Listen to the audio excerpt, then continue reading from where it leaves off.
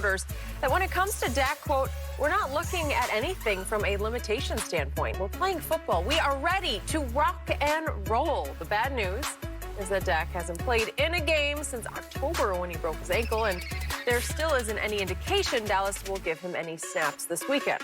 I know, Skip, of course, wants that. But, Shannon, if Dak doesn't play Sunday and he hasn't played since October, what would you expect from him week 1 against the Buccaneers? Well, Skip, guys normally get off to a slow start after they're coming off significant injury. And normally if they come off injury, Skip, they play somewhat in the preseason, you'd like to think.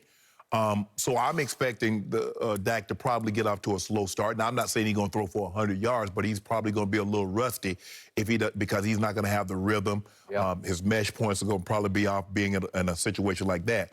But he's got 2 weeks in between now and a week from yesterday, 2 weeks from yesterday, to get ready for September 9th against the Tampa Bay Buccaneers. Mm-hmm.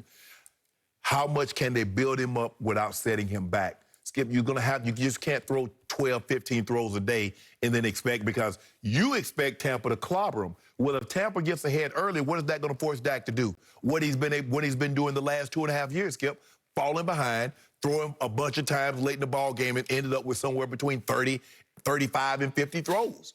So if that's the case, how do you do that when you've only allowed the guy to throw the ball somewhere around 20, 22, 25 times in practices? So I think he's going to get off to a slow start. I think if he can throw without having any setbacks, where he's not, man, my arm is sore and I really can't throw, as long as he doesn't have setbacks. But I still believe he's going to get off to that slow start, because that's what normally happens. Guys get off to a slow start coming off significant injury because they're like, okay, Am I back? Am I all the way back? And it's going to take some time for him, because, like I said, Skip, he didn't get that pop in preseason. He didn't get any of these reps in a preseason game. And I know preseason, you can script it and it's a lot of vanilla stuff, but you still need that. So I would say he gets off to somewhat of a slow start the first game, and he can probably build as long as he doesn't have setback with that shoulder. Okay. I don't think the ankle is going to be a problem.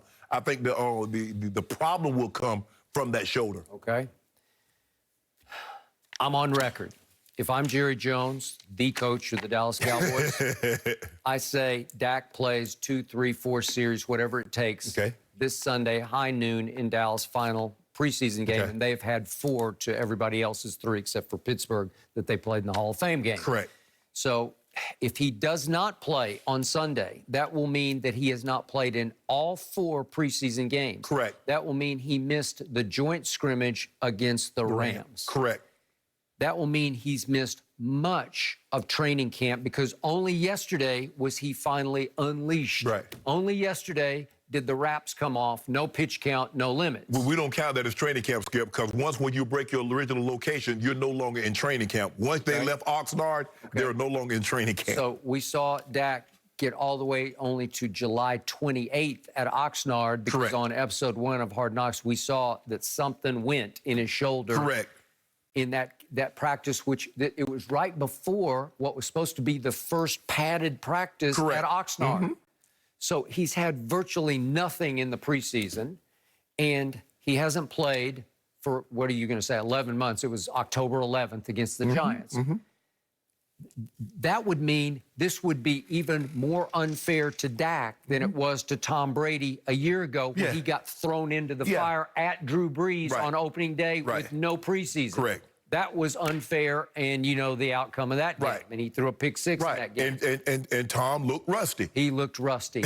Well, he was in a brand new offense, so he's like, I can't figure it out. And he's throwing to Justin Watson, who fell completely out of the rotation thereafter, because he threw a pick 6 on opening day, and he threw a pick 6 in game number 4. Right. Okay.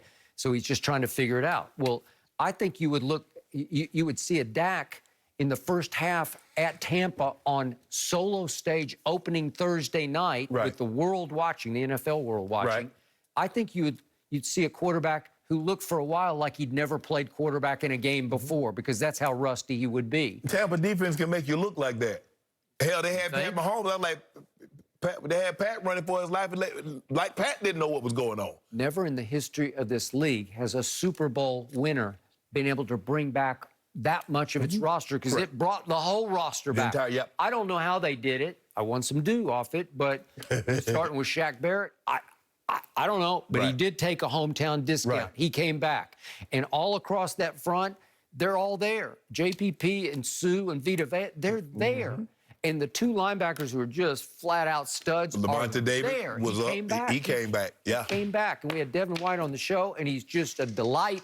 And I think he's going to light up this league again this year because he was coming at the end of the year last year. Didn't he make the Pro Bowl? Yeah, he about to get. He gonna get a big. He gonna get a. He about to be a $21 million linebacker at the end of this season. Got it. Got it. But this season, he's a Buccaneer. Oh, yeah, he ain't going nowhere. And that secondary is young and talented. It's just going to grow up another year. And Todd Bowles is as good as it gets as a coordinator. That's what Dak is up against on opening night. That defense just got crazy hot at the end of the year. Right. And annihilated Breeze. They retired him, right? Yeah. They sent him right into retirement. Yep. And they did a number on Aaron Rodgers in the fourth quarter, and then you know what they did to Patrick Mahomes. Yep. So the point is, it's a mismatch. Dak with no preseason getting thrown into that, and they got a point to prove. We were no fluke last year. You don't think they're wanting to make a statement? So they're going to try to. I would assume they try to feed Zeke because he looks fresher, he looks leaner, he looks quicker. He's a sleek Zeke. Yeah. Who was the #1 rush defense in football last year? Right? I got it. But at least you try to stay in the game by trying to get 21 going a little bit, where you could eat a little bit of clock. And by the way, Brady's got as deep a group of receivers as you will ever find in the history of this league on depth. Yes. Ooh, you got weapons everywhere. You got O.J. Howard back from Achilles. He's and the thing is, monster. the starting slot guy this year going to be Antonio Brown. It's not going to be Scotty Miller. Okay, and Antonio got his knee fixed. Right. It's not going to be the Deontay, the little guy, the little returner. Yeah, I know. They got a couple of reps. That's going to be AB. Now Mike Evans has a better feel, a better understanding of Tom and where he wants to. Got it. Chris Godwin. Gronk is going to be Gronk. Gronk will be a factor later in the season and in the playoffs. Man. Okay, I got it. Your Cowboys got their work cut out for them. Jerry, you got to play Dak Sunday. It don't matter. High noon. Play him. Dak, Roger Staubach, Troy Aikman. I don't know. If you give me Roger, I'll take Roger. It ain't gonna matter September 9th. It don't matter who your quarterback is. Probably right. That could be. You got me. It really could. But after At least that? to admit it. Guys, did Aaron